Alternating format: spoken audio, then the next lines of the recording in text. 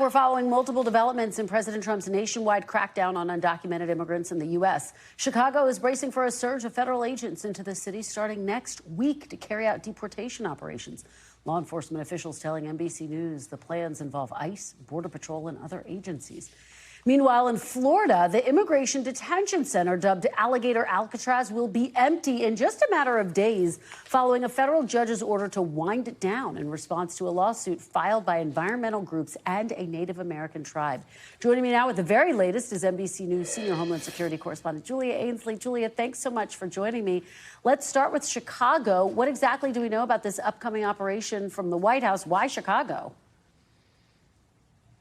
Well, it should be ramping up next month, Kristen, and we expect them to be using a naval base just north of the city in order to bring in more officers and agents from around the country. We expect them to be Border Patrol.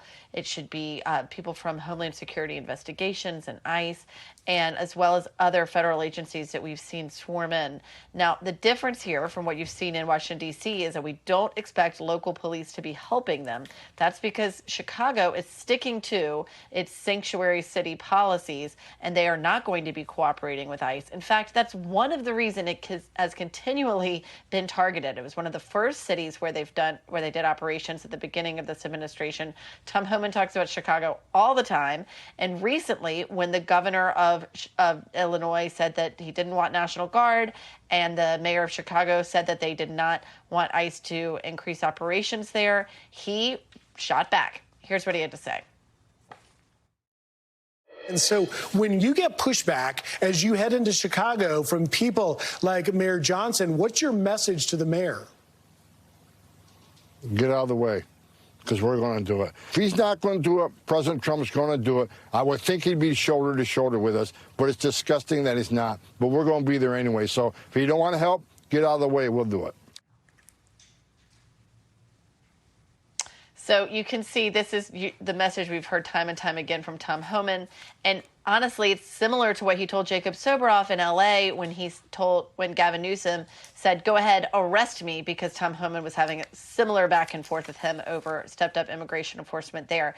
It is something, Kristen, I will say, a lot of people say if ICE wants to go to cities where there has been increased crime or increased immigration, there are plenty of cities in red states where they could target, but instead, over and over again, we typically see them target sanctuary cities and those run by Democratic mayors. Kristen. Well, quickly becoming the backdrop to the midterm elections as well. While I have you, Julia, I want to ask you about an announcement today. The White House saying they are pulling Vice President Harris's Secret Service details. She's about to start a book tour. Talk about the significance of this and the pattern that we're seeing, quite frankly. Well, significant, certainly the timing you just laid out with that book tour. It's an international book tour. She would definitely need more protection at that point. And of course, she was his running mate, so it's not like she's any vice president who just left office. She's a lot more public scrutiny. But this is a pattern. There's a long list of people who President Biden wanted to see protection extended for, and he asked for extensions of up to 6 months for many people leaving office, people like Homeland Security Secretary Ali Mayorkas, people like his adult children, Ashley and Hunter Biden, and systematically, Trump has shut down and denied them that kind of security, unlike what Biden did for Trump when the shoe was on the other foot. All right, Julia Ainsley, thank you so much. Really appreciate your joining us. We thank you for watching. And remember, stay updated on breaking news and top stories on the NBC News app or watch live on our YouTube channel.